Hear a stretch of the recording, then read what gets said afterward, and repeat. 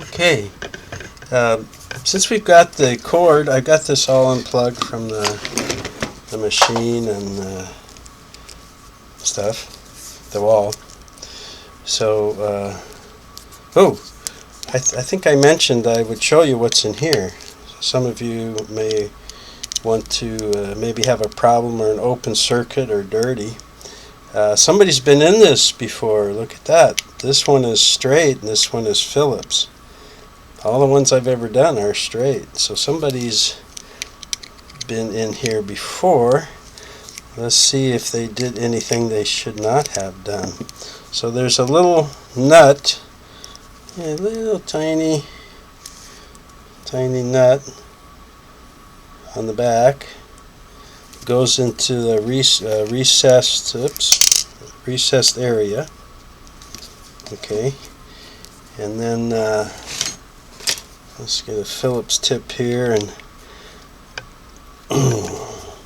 so somebody replaced one of these. Maybe it was just lost, or maybe somebody was working on it for the owner and didn't have a straight one, or had Phillips. I'm pretty sure the ones they didn't have a lot of Phillips stuff back in the 50s, I don't think.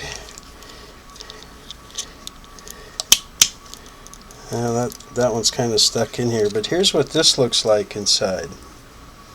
Okay, and they're numbered 1, 2, 3. And basically the wire comes in, it's stripped, and there's this kind of like a nut and washer brass that the stripped wire is put inside, and then that's screwed together to pinch the wire, and then that system rests in a slot. And this is where the prongs from the machine plug right in here.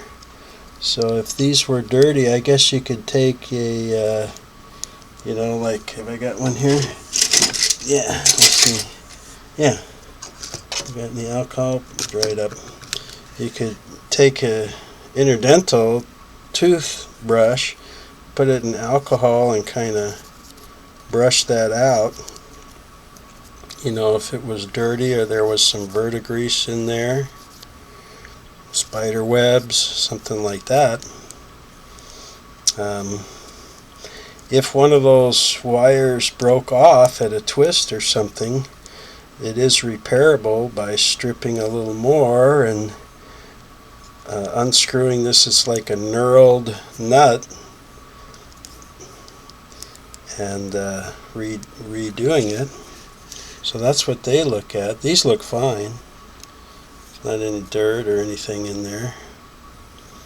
And I'm sure that the 1, 2, 3 are for a wiring diagram telling you which wire goes to the motor, which to the light, which to the foot pedal, which I'd have to trace out to tell you that. Then I'm going to see that one on the left that I don't think is the original. Maybe I'm wrong, but the little nut didn't come out. It's stuck in there, so I'm going to use that to tighten this up.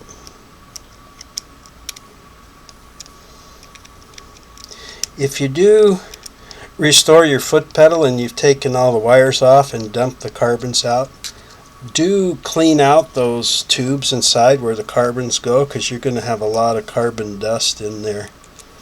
You're going to have a lot of buildup of that.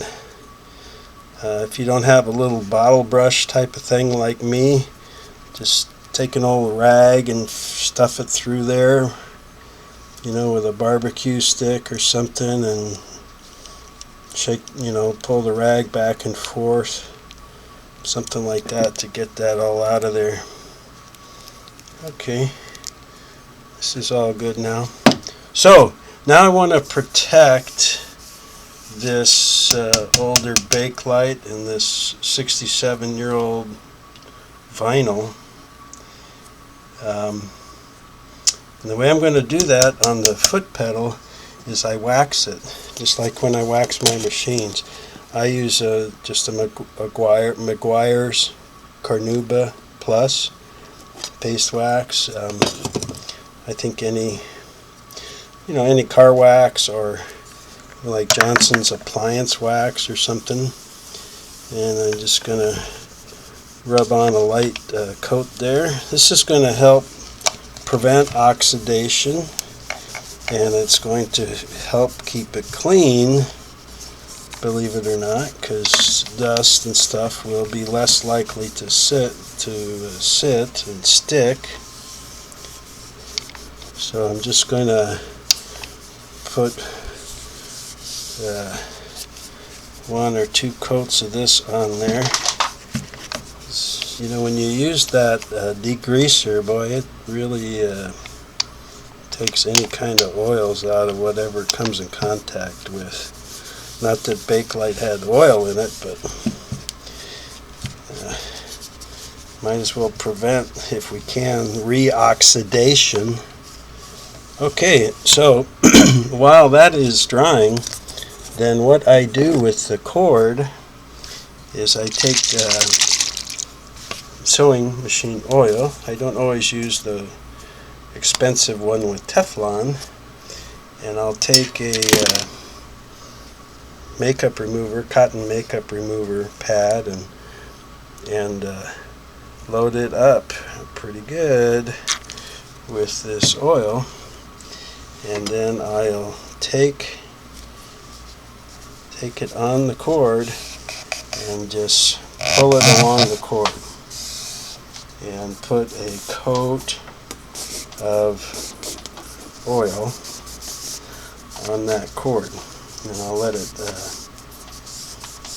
soak in for a while and do its thing, and I'll take a rag and wipe off the excess, but I want to get something on there. And I have waxed this actually in the past a couple times, and the older, with the cords that were smoother.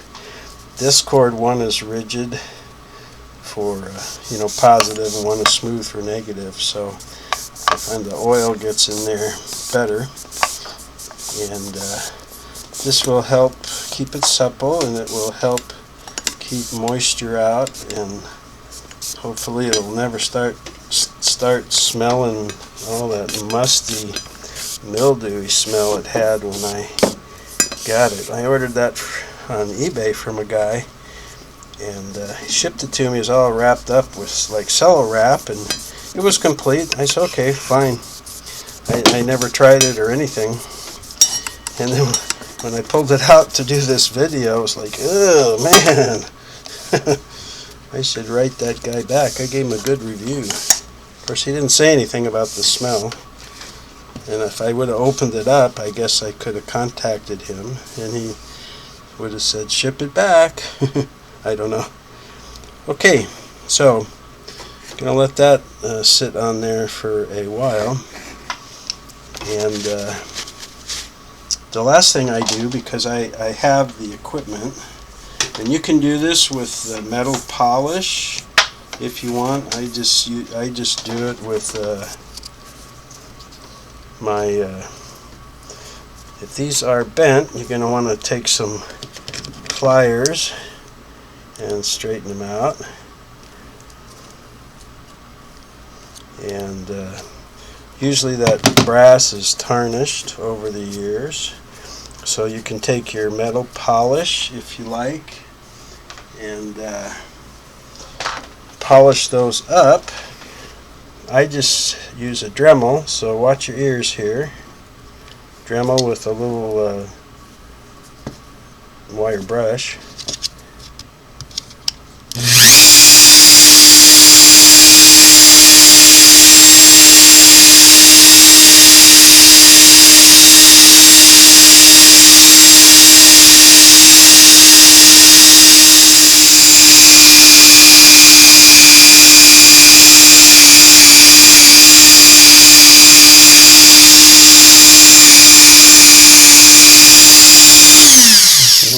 Yay!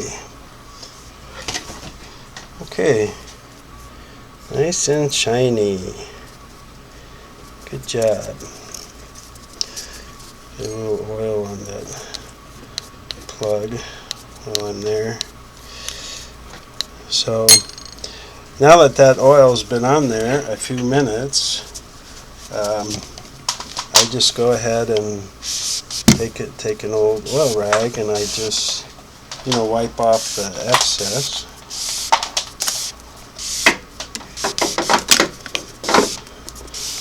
And I'm sure a lot of you have experienced what I experienced with some of these, where people wrap the cord around and around and around the foot pedal and shove it into the harp area of the sewing bed and put it in the case, and do that over and over, and the cord is all twisty and gnarly and stuff like that. So sometimes I have to straighten these cords. Get most of the oil off here. And the way I do it is kind of pull the cord between a couple of screwdriver blades. Seems to work good for me. This one is not too bad. There's a few kind of kinks and twists and stuff like that, especially as we get closer to the end. So I'm going to grab another screwdriver here, get a couple of these guys. And so what I'm talking about, and you never want to pull on any of the plug ends, just pull on the wire. But what I'm talking about is putting the cord between a couple wires and holding it kind of like that to hold pressure, and then pull it through. Okay, so usually I would start at the two-way plug and pull towards the wall, and then pull the other cord towards the foot pedal. But again, don't pull. You saw what's in there. You don't want to pull that apart. So only get a grip on the wire so that you're pulling on the wire, not the plug. And then just slide it along like that, pressing it between those two screwdriver blades. Go back over it a little bit. And that seems one of the best ways to get the twist and kinks out that I have found. Just have to do that on some of my test equipment, cords and test leads, when I was a telephone man. So you may have your own method for this. I'm just sharing it for if somebody says, wow, this cord's a mess, and hasn't had to deal with that before. So you might have to do that 2 or 3 times. But yeah, it's looking a lot better now. It's looking more straight. So that's what I do for the cord after cleaning it and scrubbing it real good. I put some oil on it. I polish up the plug, and I'll put some wax, a coat or two of wax on the pedal itself,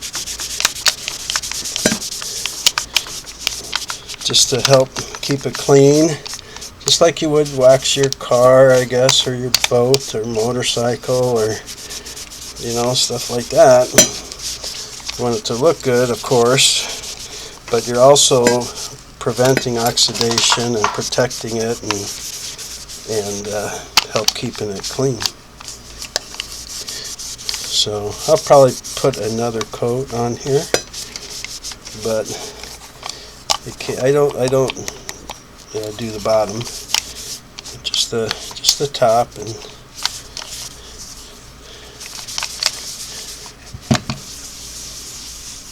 that came out pretty nice. I'll do another coat. I got some fingerprints because my fingers are a little bit oily.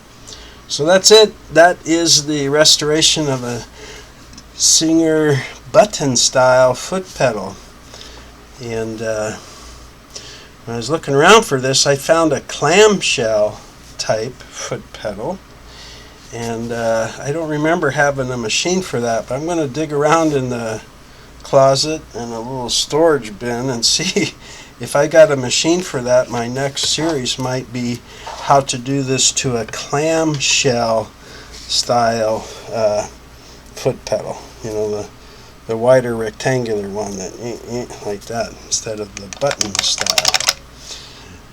But I am kind of in a panic because YouTube keeps informing me that as of September 20th, their video editing software and their slideshow, a picture slideshow editing software will no longer be available.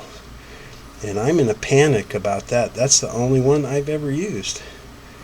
And I've got Windows Movie Maker, and because I have a PC, and I downloaded a couple so far free trials of other software,